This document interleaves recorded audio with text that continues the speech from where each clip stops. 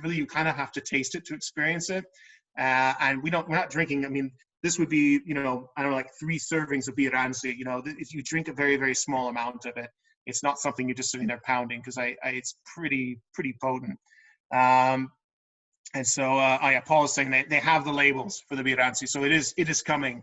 But it's one of these things where it's just, it takes years and years to kind of release it, but you're like, not yet. You know, you have to be sure of it. So it's really, you know, it's a unique wine. And here in Priorat, usually made with a base of Garnacha. And Terra Alta, they use Garnacha Blanca because that's their main grape, but it's you know, it's kind of whatever you have laying around. Up in Roussillon, they use quite a bit of Macabeo. So, you know, it's just sort of whatever you got, you can toss into a barrel and keep filling it up. So let's see, what do we have? Close to Taval. Okay, good. Yeah. All right. I think yeah, because we're already at 8. I'll move on to the next wine. So I think I'll finish up the white here a little bit later. That's some good drinking. So we move on to Mr. Idus. So this, I don't know, is that better? People can actually see what it is? Yeah. So this is from Bayak. This is the Idus. This is their mid-range wine. And it is, I think, most every year it's a 50-50 blend of Garnacha and Cariena. And it's, you know, it stayed pretty consistent in terms of the style. It seems a bit of barrel aging. I think what's great about this wine, sorry, it's a 2017 as well. I think it represents really kind of this point where we've been at in Priorat for maybe the last 10 years or so, really honoring Garnacha and Cariena, really embracing those grapes, working with them in a way so that it's not just kind of booming alcohol. It is 15.5%, which is not a surprise because 17 was a pretty warm year. But 17s are, I think you'll probably find a lot of them on the market right now. This you can buy directly from the cellar if you're in Spain, but you will find it in other places. And it's really, really great wine in terms of sort of being in the midpoint of their overall range of wines. And I don't know, I feel like Albert should talk about this a bit, because this is an interesting wine because it's the only one they have where they buy in all the grapes from it, because Bayak is very focused on being a communal winery. It's like it was founded as being a social project because the 2 original founders don't really drink. One doesn't drink at all. He's completely teetotal, which is Luis Llach, who, if you're not from Catalonia, Luis Llach is sort of like the Bob Dylan of Catalonia. He's a tremendous figure here, and he's been singing in Catalan ever since it was illegal, and you know, he's now in politics, and he's been well established. And he started this winery mainly because his mother was from Porrera, and he wanted to work to support the grape growers and sort of pay them a living wage for the wines, for the grapes. Sorry, and this is the fruit of those labors. And this wine was brought out to show what's great about Priorat. And also support the people who have been growing the grapes here forever. I think it's a really great representation of what Grenache and Carignan do really well together. But Albert, I think you're watching. I want you to explain why this is called Idus, which means Ides. It's in the Ides of March, because this story I've never actually gotten fully straight, and I don't want to get it wrong. So Albert, you need to pop up there if you're out there, or you're gonna shy away. Albert Costa. Is he around, or did he go hide? Okay, well, there he is. In a minute, he need to okay the video. Albert, you with us?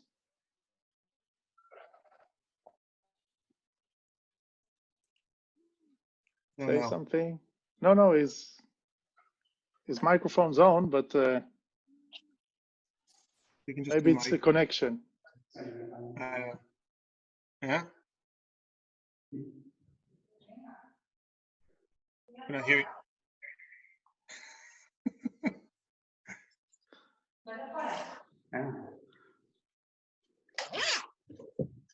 Okay, we'll come back to. Oh wait, Lucky Alberto's mic's on mute.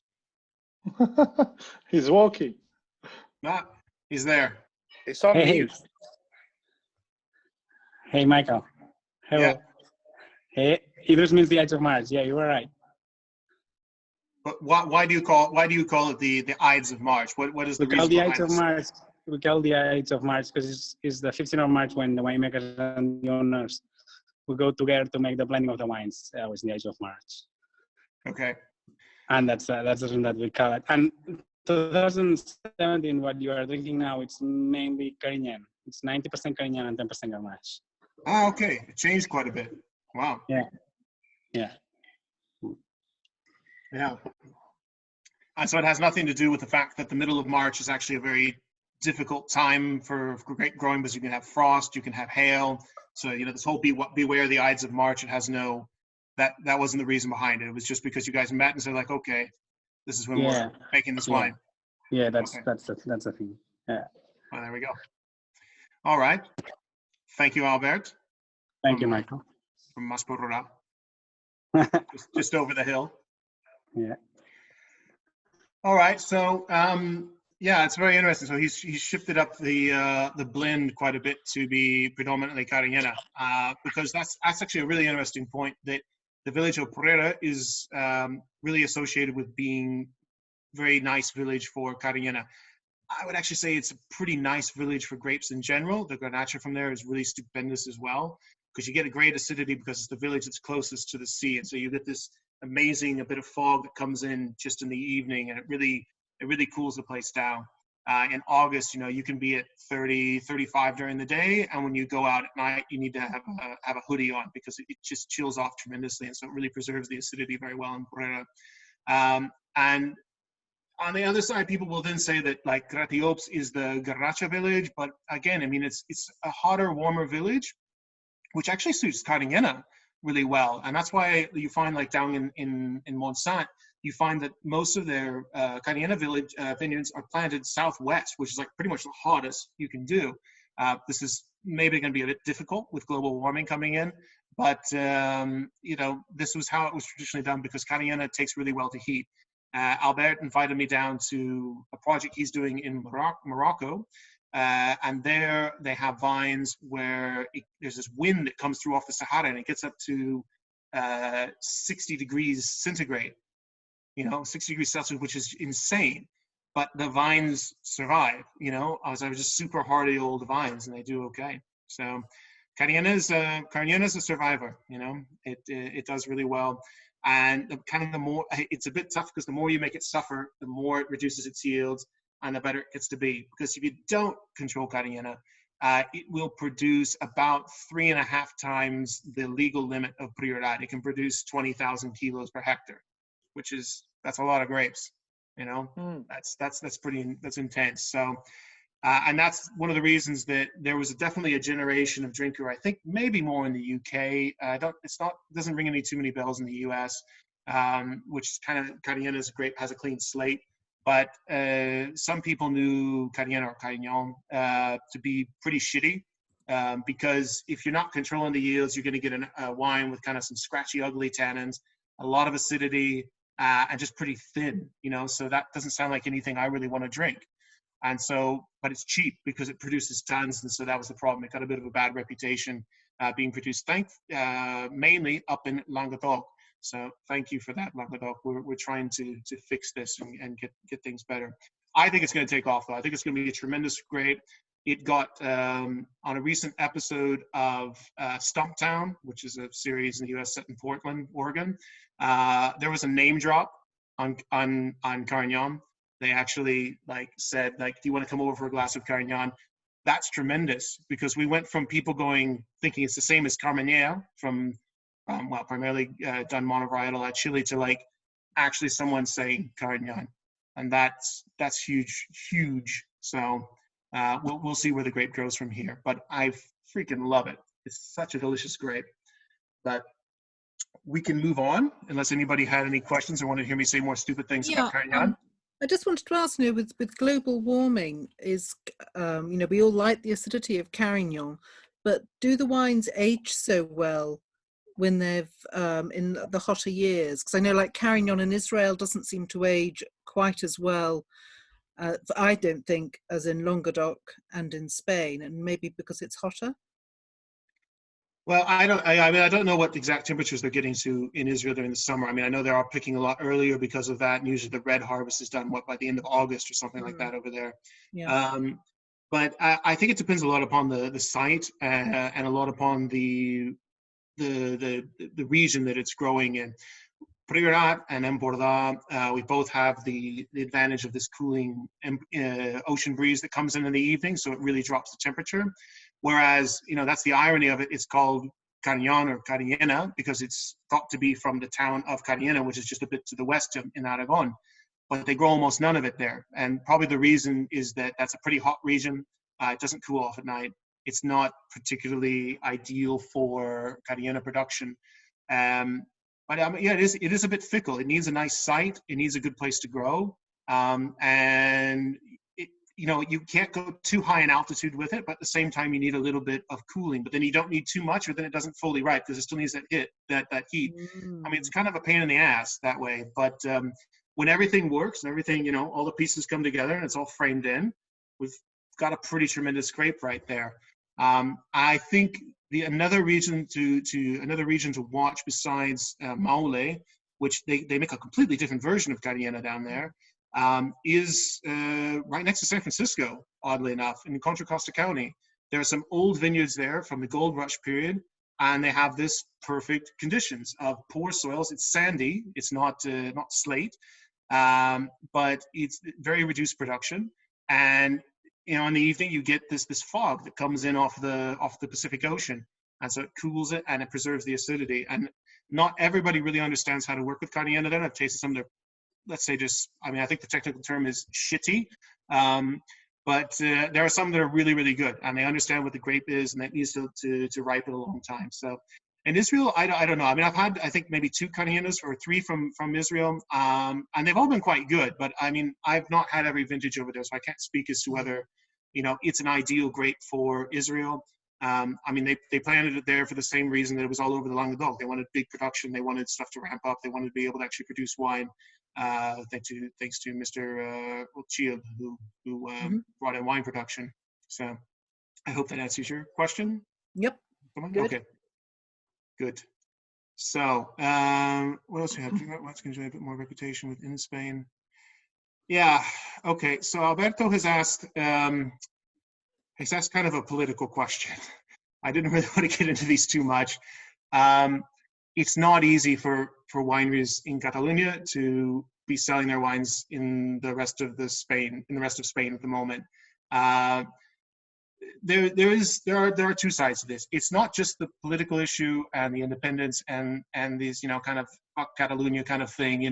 There's some of that, sure, but I think in general in Spain we're finally seeing kind of more of a revolution, like we're seeing like France has. I mean, I was studying for sommelier exams with a fellow who lived in Bordeaux, and I'm so that's fantastic. You live in Bordeaux, you have access to everything. He goes, yeah, sure, if it's from Bordeaux. Because it's, France is very, very regional. It's hard to find things from outside the region. And Spain is getting more like that as well. Catalonia had tons and tons of wines from Rioja. It was the main wine that you found in Catalonia. And now finally Catalan wines are the main wines you find in Catalonia. And each region in Spain is getting more about that, more of the drink local kind of quantity, ideas. So most wineries in Catalonia don't sell too much in the rest of Spain, and Priorat even less. But Priorat, it gets to be less of a regional issue and more of a money issue, because these wines, they're not cheap. By the time you get over to somewhere like Madrid or something, it's 20 euros in a shop. And that's a bit more what people are accustomed to paying for a wine. They'll pay 25 or 30 or something for a Grand Reserve from Rioja for a special occasion, but that's kind of about it. And so I think that it's tough to sell the wines in Spain. As far as I heard, I mean, this is the figure I've heard bandied about. I don't know if there are too many official figures on it, but about 85% of production of Priorat is sold outside of Spain. So, and of that 15% that's left, I think, 12% or something is sold in Catalonia. There's maybe only 3% is sold in the rest of Spain. So most people are focusing their efforts on selling outside. And this is why the financial crisis in 2008, 2009 was so difficult for the region, because your distribution channels kind of collapsed. So, that was pretty tough. So let's see, comparing the, okay, so we have a question about 2013 and 2015 vintages, which would be a winner in general for your wines, and talking about later ones, 2016, 2019. Okay, so yeah, let me get back on vintages. I'll kind of address that with the other things that are going to get a bit more technical. So anybody who wants to hang around for that stuff is maybe, you know, it's going to be a bit more kind of a nerd session. And we can get on to the final wine, which is the San Antoni from Scala dei. So this is from their Las Garnachas line. These are single vineyard, 100% Grenache wines, grown at altitude up and around Scala dei, which, if you remember the map, is up in the northern part of Priorat. So this is an interesting project, and I think Ricard Vrofas, who's the winemaker, he has a really good habit of kind of leaving whatever winery he's been to in better shape than he found it. He's been at Scala dei for I think 13 years. It came in 2007, and he's really done a bang-up job of taking what was well, one of the oldest, if not the oldest wineries in Priorat, that was making nice wines, but he's taken it and kind of raised it up to a new level.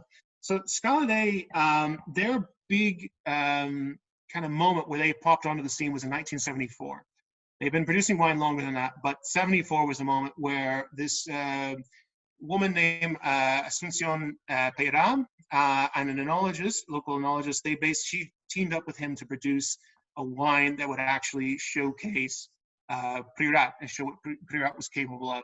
And I never met her, but she sounds like a super cool character because she would just kind of cruise around Priorat on a moto. She was wearing pants back when women weren't really wearing pants in Spain. And she had a lot of opinions, which not everybody agreed with, but they've turned out to be pretty much right. And she actually had some ideas on enoturism, which also have been proven right as well. So, but she got the winery together and they released this 1974 vintage called La Cartocha. This is what a lot of people sort of realized was possible in Priorat. You know, it's not for sure, but it probably is what brought that group who came in the 80s and started producing good wine. It's definitely what brought in Christopher Cannon, who owns Close Figueres. He's said that story that he really, you know, that's the wine that brought him to the region. And so, you know, that really, I think that wine brought a lot of people to the region, showed them the potential of what Priorat could do. And a lot of people have worked to strive to do that. So Ricard, he initially was working on making Cartocha, the modern Cartocha, more like the old Cartocha. So he moved it from coming out of smaller barrels into bigger barrels, making it just Grenache and Carignan, which is the original blend, using stems, which is something that's come back in Priorat. This puppy right here, apparently he uses 100% stems in these. I was not aware of that until last week, but that's, you know, there's not many people doing that here, but he says it's working really well. So I think, you know, it's a pretty unique wine. What has Paul got there? Paul has Scala dei Priorat. Yeah, he's got one of the original labels right there. So well done. Is it a 74 or is it a 76? Yeah, I'm very upset with you guys because you didn't make a 77, which is my birth year. You didn't make a 78, which is my wife's birth year. So we'll forgive you.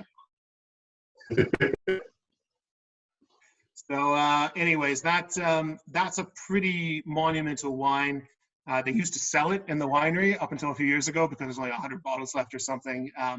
But really, really excellent wine. And the modern day Cartocha is really excellent. But Ricard, he kind of felt that he needed a bit more challenge on that. And it represents, I think what Ricard is doing is what a lot of other people are doing, is what Palacios is doing with Ermita, is what Sarah is doing with Els Espersons. It's that they're working towards making a fresher wine. And how do you go about that with Priorat? How do you get a fresher wine when you've got Garnacha that wants to, you know, base up to 18% of alcohol? You plant high altitudes, poor soils, ideally north facing. And so that's often what most of the vineyards are at. These vineyards for the Garnacha series are all, I think it started about 600 meters and one of them goes up to about 800. So that's pretty high, especially in Priorat. And again, they're on poor soils, not on slate, interestingly. I think this one's on limestone and, yeah, it's just argila, so it's just limestone. It's on clay, sorry, clay, thank you. So, it represents a very different take on Priorat.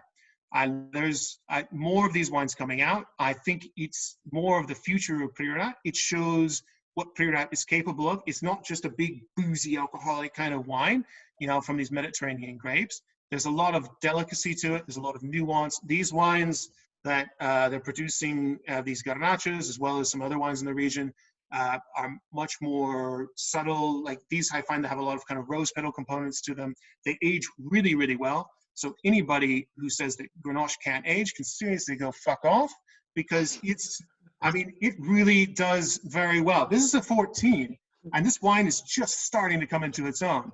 This was, again, this is what I was saying, is this is sort of the year that sort of the white wines, took off in the region. But the reds, it was a bit of a difficult year because, you didn't reach a lot of full maturity. So if you had lower altitude wines, it was a bit of a mixed bag. But the wines that came out, that were top wines, are doing really well. And this one is one of them. I remember Paul opened a bottle of this in the tasting room for me once. And I was just like, God, I didn't like it when I first tasted it maybe 3 years ago, and now it's just stupendous. That's good juice. It's 14.5% alcohol, which, that's a challenge for Garnacha. And it's not just about picking early. A lot of people think like, you just pick early and then everything is done. You've got it all set. That's it. You just kind of throw some stems in it, let it go. Like, no, what happens if you pick too early with the Garnacha here is you lose this kind of width on the palate. You lose that that depth that Garnacha should have, but doesn't always, because it's not necessarily a grape that favors it. Cariñena, on the other hand, will often have that. It really has a lot of mid-palate. It really is nice and fat in the mouth, which is why the two wines are so great when they're blended. The two grapes are great when they're blended together. So this is, it's an excellent example of what Garnacha can do. It's an example of what Priorat can do. And it's an excellent example of kind of where the future of Priorat is. The only problem with this wine is you can only buy it in the cellar because it's very limited production, less than 1,000 bottles. And they have, I think it's 3 of them at the moment that they're producing. There was 4, but now I think it's just 3 that they're producing. So really stupendous wine. I love this wine tasting it. Masteo is even higher altitude. A bit of that goes into their Cartocha wine as well. It's a bigger vineyard, but it's really amazing vineyard. I went up there with Paul once, and it's because we have this big cliff at the top of Priorat, which is called the Mont Sant, which is Mont Sant takes its name from that. And these vineyards are just right at the edge, and you go up to the edge, and you're going to fall down, and that's going to be the end of you. The more wine. That's good. That too, we'll be seeing some drinking later. So, I'm being told it's not a cliff, it's a bluff. This is true. It's actually a massif. That's, I guess, would be the technical term for it. So, so those are the wines, kind of encapsulating sort of an old version of Priorat with a strong barrel aging, a bit more alcoholic, kind of a bit more forceful shoulder wine. The current version of Priorat, which you see not just in the Idus, but you also see it in wines like the Salancas from Mas Doix. You see it in the Martinet Bru from Mas Martinet, and you see it in a number of other wines. And then you also see this sort of future version of Priorat, which is sort of fresher, more acidity, lighter alcohol, and wines that can still age. It's not just this idea that we have to throw it in a barrel for 18 months or to age. Thankfully, that thinking has kind of gone out the window. And I think it'll be sort of the same thing in Rioja with time as well. You here in Priorat, you give it the barrel that you need to give it. And I was talking with Dominic Huber of Terroir Limit, which, if you know Terroir Limit, they're sort of at the forefront of really kind of pushing the idea of freshness. And he told me that their idea in the near future is getting rid of all oak barrels out of the winery. So just cement aging. They're just really going full tilt with cement, which is super ironic because obviously 100 years ago, everything in the cooperatives was aged in cement. So now we've kind of come back circle with that. So, that's, those are the wines in general. Moshe, someone asked about the vintages. Should I maybe address that briefly? Yes, there was also a question about where do you see the style going, but I think Elia was asking that before about where do you think the style is heading to? Well, I know it's a big question. It's a big question because the style is always changing. I think there's a great phrase in and Catalan, which is cool inquiet, which basically means restless ass. I think it defines most of the winemakers here. If anybody's worth their salt in terms of winemaking, they're always trying things, they're always experimenting. Ricard, for example, with I think it was 2 vintages ago, he experimented with some Merlot and doing this thing called force pruning, which is you prune the Merlot in this way, you prune any vine, but he did that with the Merlot, pruned it in a certain way to push the full ripening of it about 2 months out. And so they were actually picking it in November. And the idea was to kind of get the alcohol down on the wine. And he said, well, the great thing is we got the alcohol down. We went down from 15 or 15 and a half down to 13 and a half. So the alcohol was down. The problem was it had no body to it. It had nothing happening. So, and then they ended up regrafting the Merlot to Garnacha in the end. So Grenache won again. But there's always a lot of experimentation. I mean, starting maybe about 8 years ago, people were experimenting with clay amphoras. There's been a bit of glass demijohns. Cement has gotten really popular. Big giant barrels have really foods have really become the main aging vessel these days. Small oak is, you don't see it too much. I think like Scala, they've got a lot of big barrels in there. They age their top cuvées in those, or just in cement. Mas Alta as well has done a really good job of bringing in some larger aging vessels, again, also using cement. Mas Martinet, big barrels, cement, or clay or glass. I don't think Mas Martinet has any stainless steel in it anywhere. So these have been the changes. The style has basically been I think it largely due to the realization after the financial crisis that why are we making wines that taste like Australian Shiraz? Why are we making wines that taste like Napa Valley Cabernet Sauvignon? It's just barrel. It's just, you just taste heavy extraction in barrel, and there's nothing unique about it. And we got to go back to the drawing board and find out, what we got some balls to the wall terroir here. These rocks, not a lot of people have these kinds of rocks for soil. So how are we going to transmit this more in the wines? And you see this in Priorat. You also see it heavily in Montsant as well, because Montsant, there's a lot of shared DNA between Priorat and Montsant. A lot of people who have cellars in Priorat have cellars in Montsant. Sarah and her husband, Renee, they have a cellar at their home, actually, in Montsant, which is making some really exciting wines. So there's been this idea of, it's maybe the time to mention that we'll cover Montsant. The idea is that we'll follow this with maybe a couple of sessions to cover specific growers in Priorat. I'm still working on it, and Sarah is probably coming on next week, and hopefully Miquel will be able to join us to guide us through it again. But and we'll definitely cover Montsant as well, because it's also a fascinating side story. Yeah, and Sharon was just asking about the glass demijohns that some people are using. The biggest size of those is going to be 54 liters. Any bigger than that, you start running into issues where they're going to crack on you. So yeah, it's pretty small scale stuff. I mean, 54 liters, you're going to need 6 of them to basically equal oak barrel. And in glass aging, there are some old cooperatives, I think over in like Hungary or something, that had some glass lined tanks in them. So, you do see it here and there in terms of the glass. But otherwise, yeah, using demijohns is small scale stuff. I mean, the Escorson's vineyard that they make with demijohns is, I don't even know, maybe 1,000 bottles, 1,200 bottles or something. So it's a pretty small scale production. Although they are using them in some of the other ones as well. But let's see, high alcohol number has a substance minerality. Yeah, there's it's interesting with Priorat, because like Miguel was talking about the fact that, like for instance, the Idus here, that's 15.5% alcohol. Now, if you were analyzing this in blind tasting, you're going to probably know it's 15.5%. But in terms of drinking it, I had a wine from Napa Valley about 2 weeks ago that claimed to be 14.7. When drinking it, I'm sure it was about 16, and it tasted it. It just was all just booze. Priorat, it's a very weird place, because despite the fact that the alcohols are high, in all educational indexes, this is high alcohol. They don't really give a sensation of kind of burning hot alcohol. There is this, balance of it, whether it's because of the slate, whether it's because of using stems that kind of like suck off a little bit of the sensation of alcohol. I've heard that as well. Or who knows, it's the French concept of terroir. It's just, it is what it is. And the wines, they don't taste as alcoholic as they actually are. And I've found, you know, with all the people I've done tastings with, this is usually the case. So, so we'll talk about vintages maybe briefly. Yes. Okay. Yes.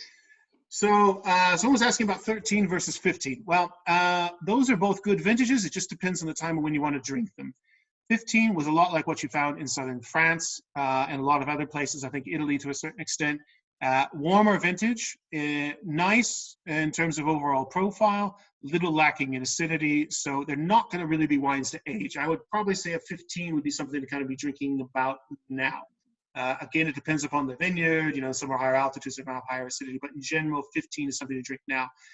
13, I probably wouldn't crack open until probably another 3 years. While Paul's also saying that there's single variety wines from 15 are still bottle aging, which, you know, again, higher altitude wines are going to have more acidity from 15s. But that would be probably the two big differences between them.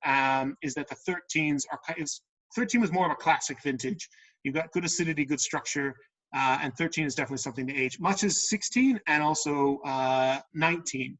So, and someone's asking about 12. 12 is tricky. Definitely drink it sooner rather than later. And 11 even more so. 12 was a very hot year. If you like your wines very fruit forward, a little bit kind of more kind of fig notes and kind of bigger dark fruits, you're going to find that more in 12. So they can have a little bit more alcohol. Again, not everybody made the style in 12, so it depends a lot upon producers. Yep. Whoever asked about vintage asked also about comparison between the 13 and 15 to the more recent 16. I think they mentioned 17, but if you can, more immediate, closer vintages. Yeah, so now we're about 4 months here, almost 5 months into 2020. We've had a very wet spring, which always is good, as long as it cuts off at some point. We don't know what the year holds, obviously, and on so many fronts. 19 was freaking great. That was a super good classic vintage, which is weird because nobody was thinking it was going to go that way. Everybody thought it was going to be a drier, hotter vintage because you're getting the, Paul saying 19 was awesome. I think that's pretty much the main tasting note of 19. 19 was awesome, not just in Priorat, but also Penedès and all over Catalonia, I think down to Valencia and also up into Languedoc-Roussillon and southern Rhone as well. Really super vintage. We did have this crazy heat wave that came in June, and we had 3 days that were over 40 degrees. Well, 3 days were over 40 degrees. It was brutal. I was just baking in my house because I don't have air conditioning, because in theory you don't need it here because of the cooling evening breeze. Let me tell you, the evening breeze wasn't freaking working during 19 because it was hot, and it stayed hot at nights. But everybody who was a viticulturist, I was talking with people about it, and they were saying that, you know, it's the weirdest thing because we expect to see shriveled grapes, we expect to see problems, we taste the grapes, we're expecting to see kind of like, you know, hot vintage, but we're not seeing it. Somehow 19 came out fantastic. It's just delicious wines already. They're tasting great. The young wines are fantastic from 19, and the aged wines are going to be great as well. 18 is a bit strange. It was hot and humid, and it depends on what village you're in. I actually have a big pile of 2018s from Montsant to taste, and most of Montsant is in a hotter region. The hotter regions seem to do better in 18. Like Gratiopes saw a pretty good 18. Daphne Glorian of Close Erasmus saying her 18 of Erasmus she's ecstatic with. Whereas in Priorat, which is, you know, just on the other side of the county, people aren't making their top cuvées because they had a lot of rot problems and it didn't really fully ripen. So 18 it's a good bits and there's some bad bits. You never know what's up with 18. Hey, bye Patrick. Thanks for showing up. And the 17 is a good vintage, is a great vintage, more fruit forward, very much ready to drink now. And in a way that's a bit different than 15. It's kind of got a good balance, but it's probably won't age as long, but it's a great vintage. And 16 again was a lot like 19 and 13, really super vintages. So if you're just going to randomly pick a Priorat off the shelf, when the 19s come on the market, those are great. 17, 16, or if you want something to drink now, 15 as well. Or a white, if you can find a 14, grab it because they're so good. So I don't know why nobody asked about it, but why there's no rosé production? What? I'm curious why nobody mentioned the word rosé so far. Ah, rosé. Well, I was being good. Yes. Be careful how you answer. so rosé in Priorat has a checkered past. It was made kind of in a similar fashion as what you see across most of Spain.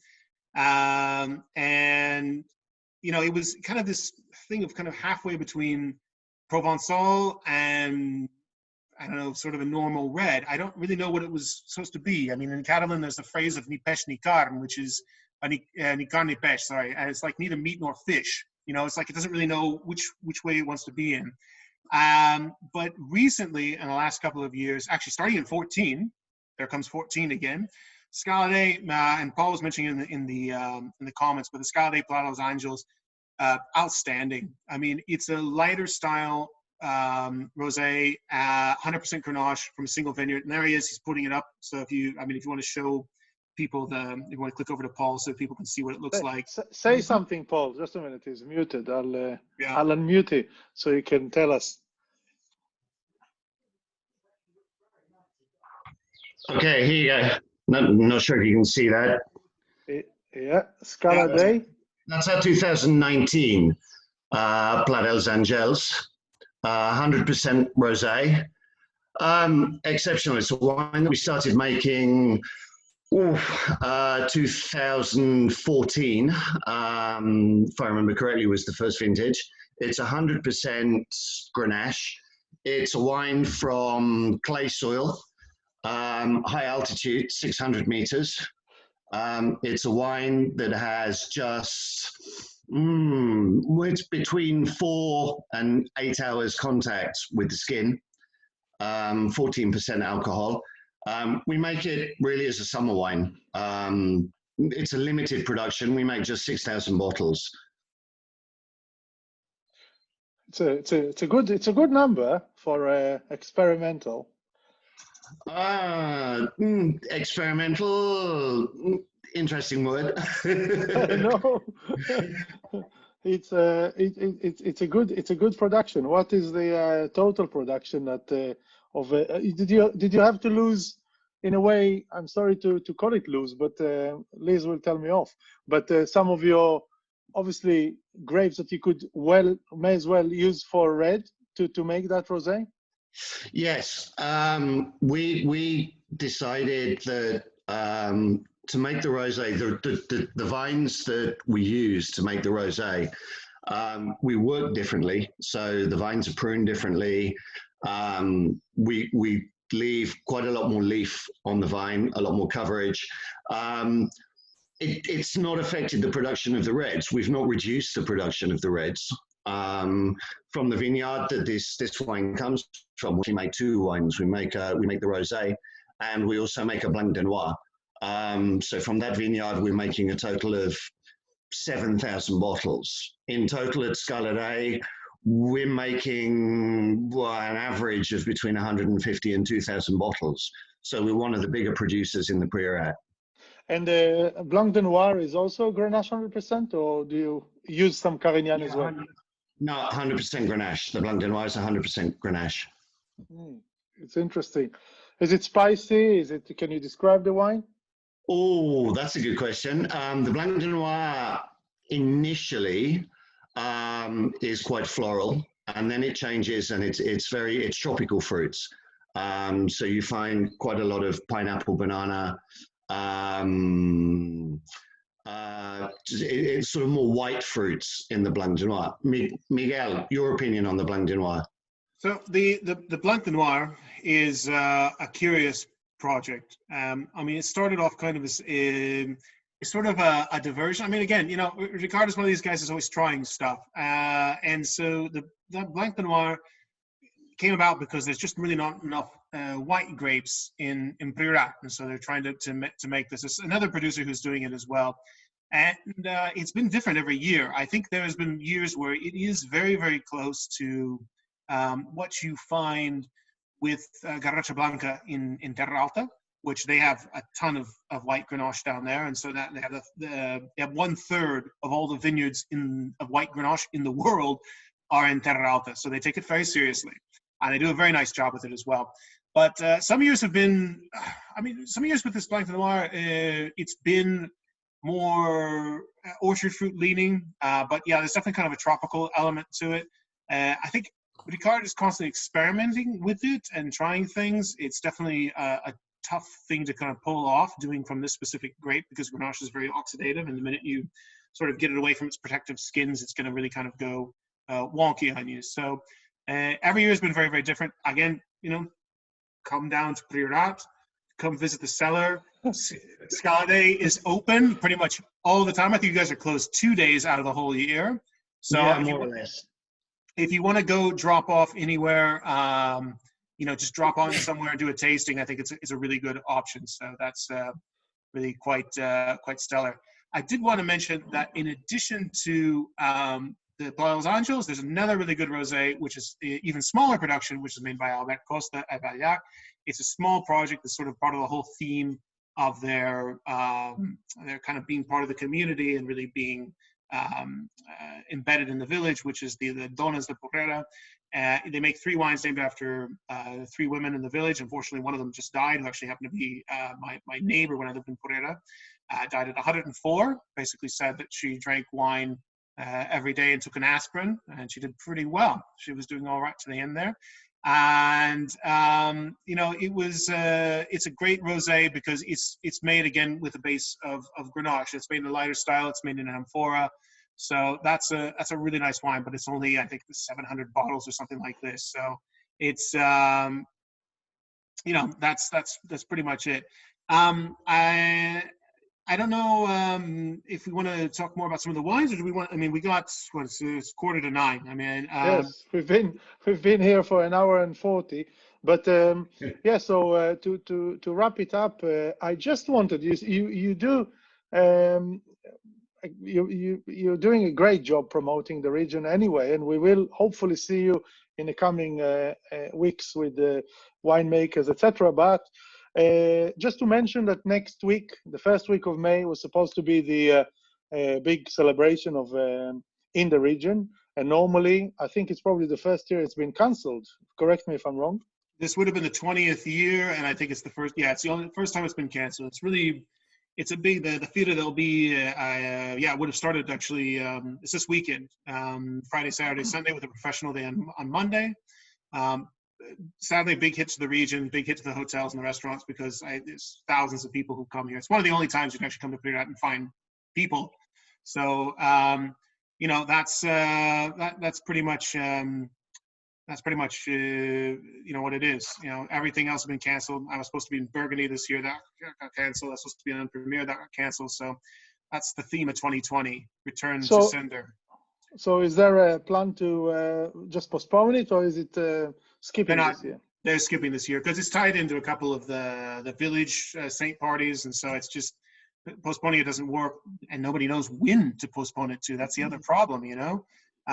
So they're just planning to do it next year. And I will just tie with what I said before about the 2008 crisis, just to ask you if you think that makes a difference to the COVID crisis. Now, obviously, there's social media and there's ways sellers, wineries communicate directly with their fans or consumers. Do you think that can make a difference? Do you think that should be used by wineries or even by the whole DOQ to communicate and to reach out? I mean, this DOQ, you know, it doesn't do a lot of. It's not as active as say like Dio Monsant. So, you know, they're on Twitter, they do Instagram, they do press announcements. But doing something kind of more virtual like this is. You know, not something I don't know that they would necessarily continue. And a lot of the DOs in Catalonia in general have they've kind of come into it a bit late because it threw everybody by surprise. I think that it's one of many tools that can be used to kind of promote wines in the future. But, you know, I mean, the truth of it is that to understand wine, you got to kind of come to the region. You've got to I mean, at the very least, you have to taste the wines. I mean, you're not going to buy some wine without tasting it or without someone who you trust having tasted it before.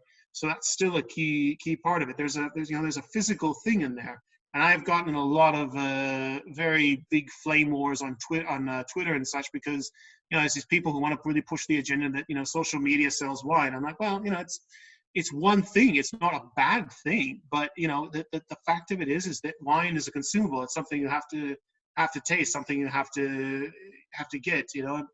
Sure, we're buying groceries online now and having them sent to us, so maybe there's some changes afoot, but it's it's, I don't know.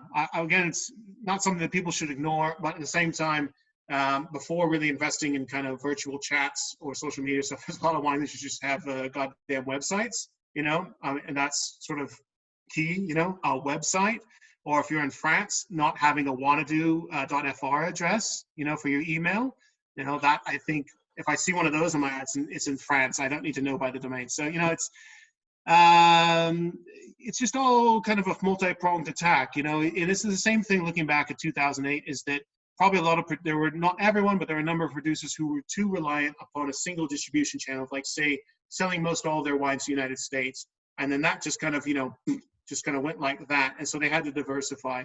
We're seeing that again with what's happening now, where there's almost nowhere to sell wine, except through mail order and such. And so it's a kind of a different approach to diversification. And we'll see, we'll see where it goes. We'll see what people take away from this. Is everybody still going to be baking bread and sharing it on Instagram in a year? I hope not. That way, mine will shine more. I want some more protagonism to my bread. But who knows? Who knows where we're going to be in a year? I think 2020 is just sort of about surviving it, not losing your trousers, to answer Sharon's question about trousers versus pants, and just kind of I don't know, getting through it as best we can. And that's about all we got. Taking it one month at a time. Harvest is coming. Absolutely. As a friend of mine from Israel saying, through this crisis, no matter what, a harvest will happen. Yeah.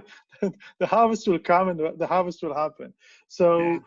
I want to thank you. If last chance, if anybody wants to ask something, now it's your chance. I just will mention that this session will be it is recorded. It will be available on Miquel's platforms and Vinolog and Hudin.com. It will be available on my podcast, In the Vineyard With, and I will, of course, update you about next week's session. I'm sorry, there's no definite date already, but it will probably be quite early next week if I manage to convince Sarah to come on. Yeah, I just and let me just add one quick thing before saying goodbye. That a number of people have asked about talking about the zones with the parachas and all these things.